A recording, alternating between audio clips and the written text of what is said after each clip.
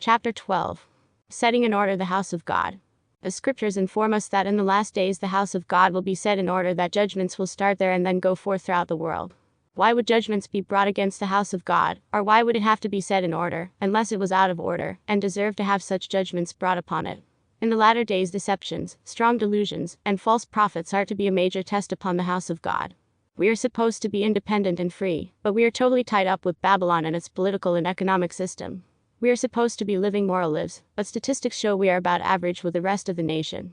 We are supposed to be the best informed scriptorians in the world on our religious beliefs, but there are only about 6% of the LDS Church members that have read the Book of Mormon. On every point we have been increasing our worldly and temporal efforts. We have compromised the laws of God to conform with the laws of man. We are supposed to be as iron, but we are not. Is it any wonder that God will have to send one mighty and strong ... to set in order the house of God? New Testament. The Apostle Peter prophesied that the time is come that judgment must begin at the house of God ... And if the righteous scarcely be saved, where shall the ungodly and the sinner appear? At Peter 4:17-18. Doctrine and Covenants.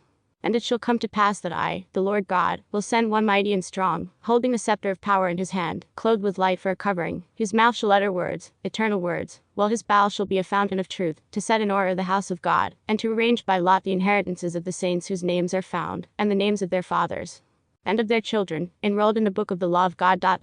Sec. 85:7. Doctrine and Covenants.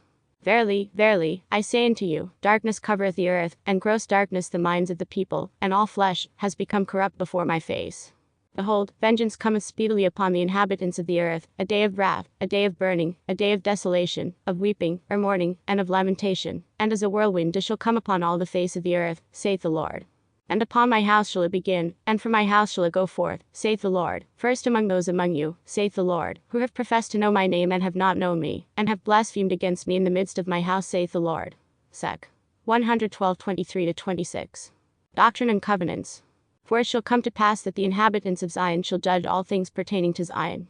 And liars and hypocrites shall be proved by them, and they who are not apostles and prophets shall be known. And even the bishop, who is a judge, and his counselors, if they are not faithful in their stewardship, shall be condemned, and others shall be planted in their stead. Sec. 64:38-40. Brigham Young. Judgments must begin at the house of God first, and we are perfectly willing as should. J.D. 12:119. Heber C. Kimball. If judgments must need begin at the house of God, and if the righteous scarcely are saved, how will it be with the wicked? J.D. 5:20. Heber C. Kimball. There will not many calamities come upon the nations of the earth, until this people first feel their effects, and when hard times commence, they will begin at the house of God, and if there is any house of God on the earth, where is it? It is here, is it not? Day. News, March 2, 1856. Moses Thatcher.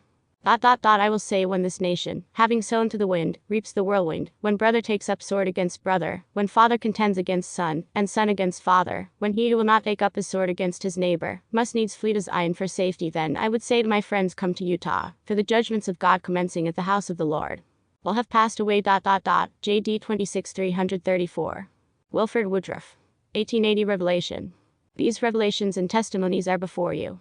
Let my saints search the word of the Lord and treasure up wisdom, and be prepared for that which is to come. As I have decreed, so shall my judgments begin at the house of God.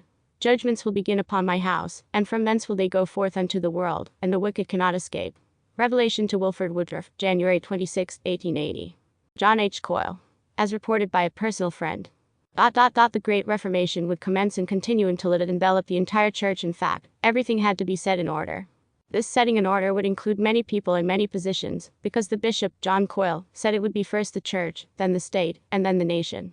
All of these would be brought up standing to judgment like a wild colt is brought to a snubbing post. Relief Mine, by Ogden Kraut, page 153.